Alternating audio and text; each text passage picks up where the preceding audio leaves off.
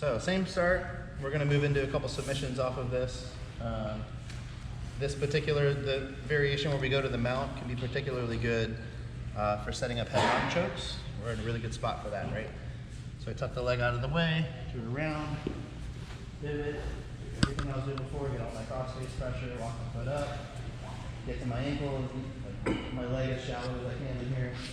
So when I scoop her arm up, if I can scoop her arm up really high, it gives me an opportunity to tuck my head underneath it and start to use that for control. Now, even if I just wanted to go to the mount with this, it's really, really good control because this arm's totally free. I'm not in any fear of Michelle like bumping and rolling me to the other side or anything like that because I can really spread my weight out over this side, okay?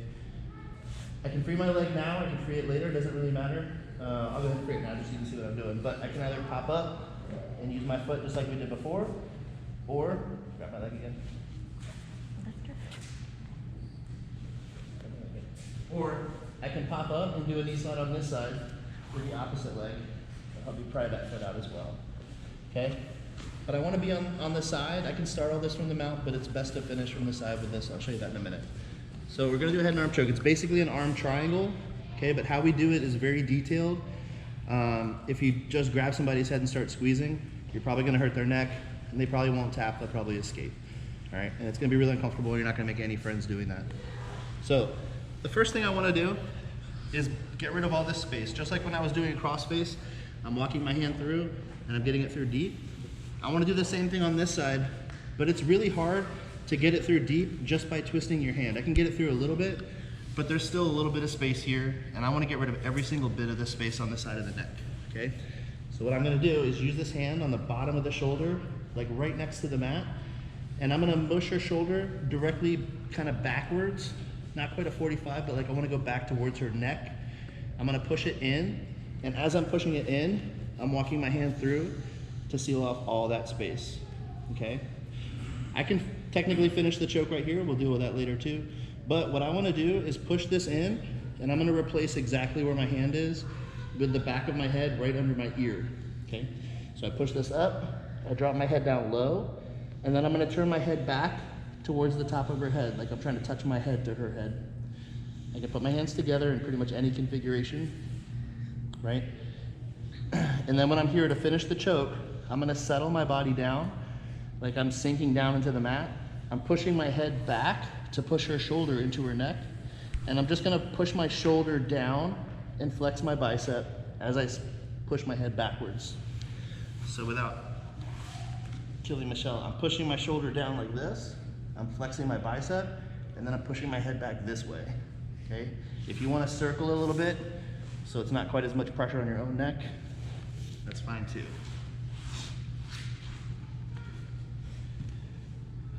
They're kind of hard to teach because the person can't live under there very long. It's a very tight choke. So when I get here in the mount, first thing I have to do is seal up all that space. So I push, I block the shoulder, and I walk my hand through deep. And then I replace my shoulder with my head. Now keep in mind when you're doing this shoulder, I'm pushing it into the neck. So all my pressure is going backwards.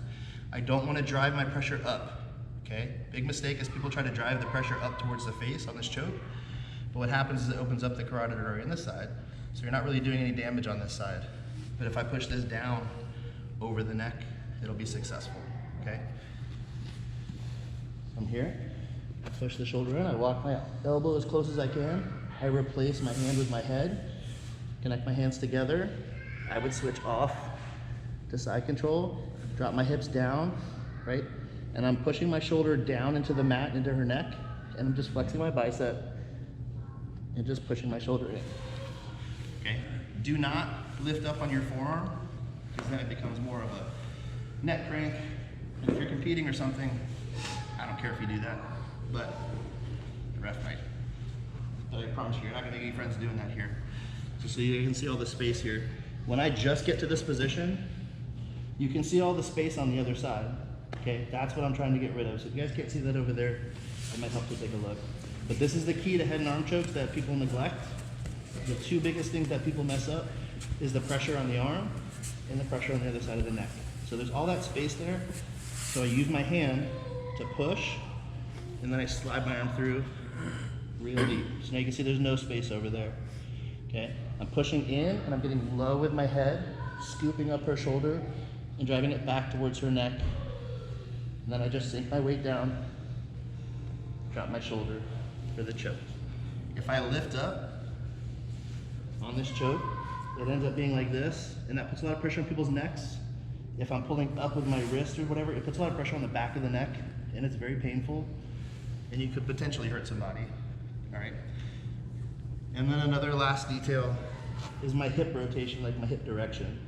I would prefer if my hips are facing down or even facing back towards her a little bit. I do not want to sit through.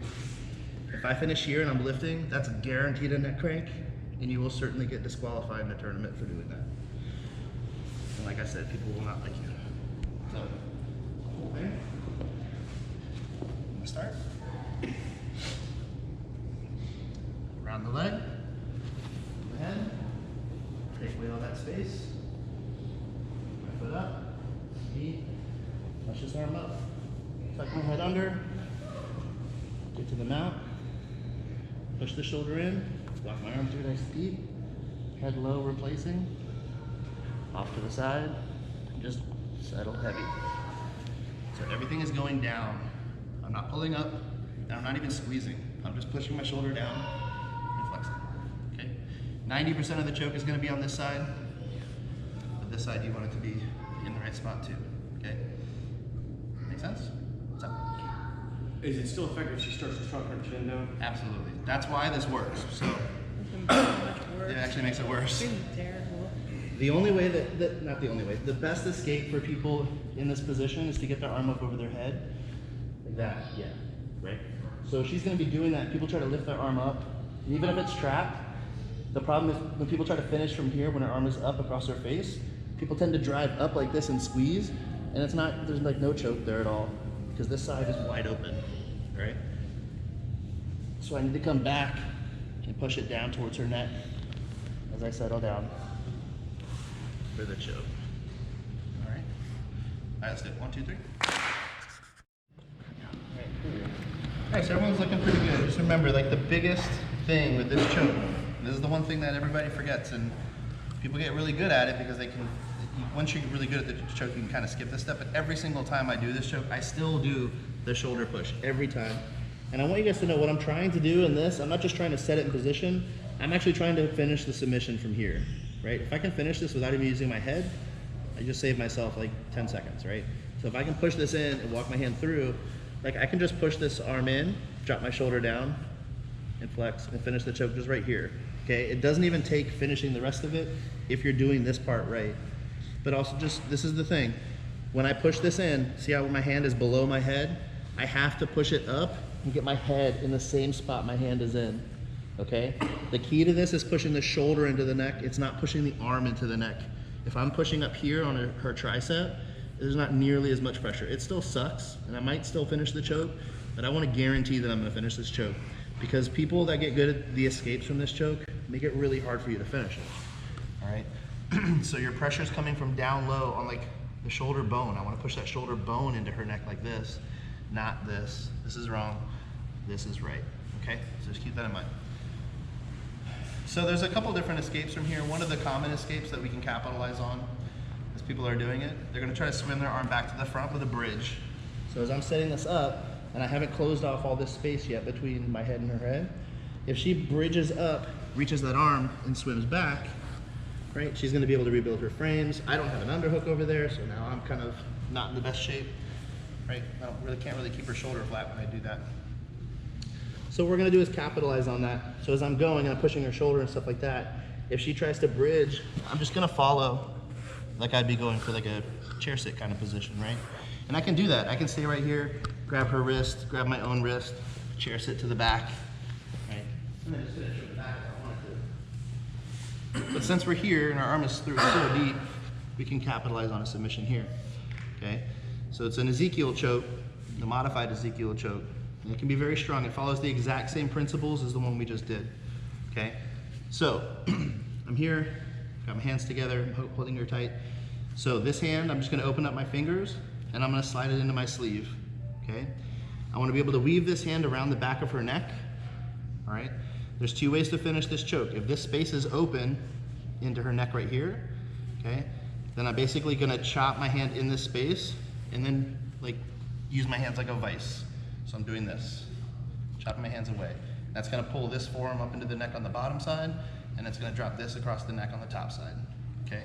Best case scenario, I get here, I can get it in that little spot, and then I just pulling my elbow back and pushing my hand down, okay?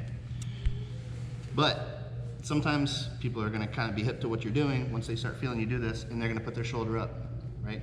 All they're doing is giving you the head and arm choke that we just had. I'm gonna do the same thing. I'm gonna put my hand on the back of her shoulder. I like to drop my shoulder up into that bone, so my shoulder bone is touching her shoulder bone. And then I'm just gonna sink my shoulder in and flex my wrist in for the choke. You can use your chest on the shoulder as well. It doesn't really matter what part of your body you use. I prefer to get my shoulder there because I have long arms. It fits just perfectly right there. But if your arms are too short, or maybe your opponent's much bigger, you guys both have thick arms or whatever, you're bigger guys, it might be worth it for you to use your chest in that spot instead. Okay, so I'm just putting that pressure down on this into the neck on this side. Okay, again, not here, doesn't make any sense. I'm going this way in, all right? So I'm in my head and arm choke. Things are looking good. She tries to escape by bridging away. I just follow. So I bring my knee in, I follow her, I start to get my fingers in the sleeve. If your hand is really deep behind the neck and you start going for this choke, what's generally gonna happen, especially on the second one, is the blade of your forearm is gonna be on this neck muscle right here, and that can get really annoying for the person on the bottom when you're drilling. So once you get your hand behind the back of the head, if you pull your elbow that's on the inside back and rotate your arms around, so your hand is shallower, right? That'll put the pointy part of your neck right on the artery. So when you chop in, it's really tight and fast, okay? And again, if she covers, I cover the shoulder. I drop my shoulder on her shoulder with a quick tap. This one's very tight. This one's just as tight, if not tighter, I think, than the head and arm choke. Come here. And you can force this too, and there's lots of different things we can do. So if I get to this position, right, I can use this to push her arm across the head and start to set up different ways to attack, arm bars and stuff like that from here. There's lots of stuff we can do. But if I can roll her onto her side, I'm gonna probably go for the Ezekiel or the back. Fingers in, weave up and over, right? I'm a little deep with my hand, so once I get this hand past the head, I'm gonna pull my right hand back under a little bit so it's more on her neck. Then I chop in, vice away if it's on the neck, or if the shoulder's there, drop my shoulder into it, and finish from there, okay? This is gonna put a little bit of pressure on your fingers, so find that sweet spot, whichever way your wrist bends. Some people can keep it straight like this, and that's really tight. It's really painful for the person on the bottom, but it starts to hurt your wrist after a while. So sometimes it's best to let your wrist flex up. Doesn't really matter, just remember it's this, if your hand's on the neck, or it's more like this, like almost like a guillotine, if the shoulder's in the way, okay? Any questions? Let's do it, 1, 2, 3. So another couple ways that we can pull this thing off. If I'm in the mount, right, and I'm just getting to this point, and I'm starting to get to this point, you'll find people do this from here, right? Well, they'll bridge and stuff like that, because if Michelle puts her head down heavy on my arm is stuck on the mat. I can't pull it out, which means my post is trapped. So if my post is trapped and my weight isn't offset and she bridges, now I'm here, and this choke is really hard to finish from the bottom. It's not impossible. I would probably try an Ezekiel maybe, or just try to work from my closed guard. But it happens a lot when you're in the mount or just cutting to the mount before you really settle your weight in. That's when people are gonna try to escape, 9 times out of 10. So not only from the side when I'm sitting in my choke, when I'm here, if she does, then I can just follow and I kind of step up into like a fat boy mount. And then I'm right back where I was, where I can set in my chokes and finish from here, okay? Another way we can pull this off is just from side control. Real easy to get under people's arms from side control, right? If for any reason I can get up, put my head on the mat and trap this in here, right? As long as I buy myself a couple seconds, I can go to knee on belly, switch sides, and then I'm right into my choke, okay? So this doesn't have to happen from the positions we're doing it from. Kind of start looking for these traps from other places because they're all over the place. This Ezekiel is everywhere. If I'm on Michelle's back, you don't have to show it, but if I'm on Michelle's back and she's starting to escape towards my non-underhooking side, she's gonna rotate right into position, and I can do this from like 3/4 off the back. So there's lots of different ways we can pull this stuff off. So just start looking for it and have some fun with it. So a couple things real quick.